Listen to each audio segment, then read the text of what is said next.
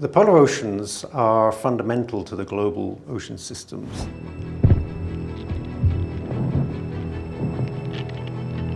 They seem like they're very remote from many places where lots of people live, but in fact they host some key processes that influence our climate and our ecosystems and sea level all over the world. For example, around Antarctica, the Southern Ocean, a huge amount of heat is drawn down into the ocean, and a huge amount of carbon is drawn down into the ocean from the atmosphere. And by doing this, they slow the rate of global warming. This does us a huge climatic favor by slowing the rate of global warming, but this comes at a cost.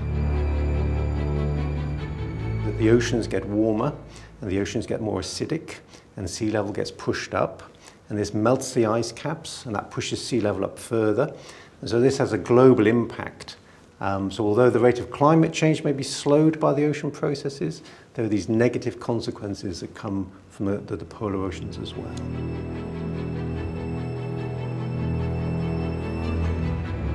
Our ability to predict the magnitude of the changes is not sufficiently good. The polar oceans are very complicated, and also they're very hard to go and make measurements there.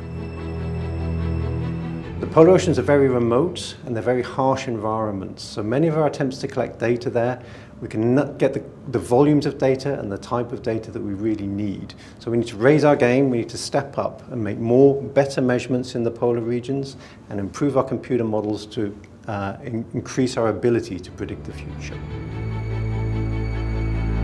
The polar regions are so critical for everyone on planet Earth. They seem a long way away, sometimes they seem like a different world, but in fact they affect everything, including us here, now, and everybody else. And so we have to give them the attention that they deserve. 2 polar regions, 1 future for us, but it's in our hands to decide what that future is. So we need to take action now.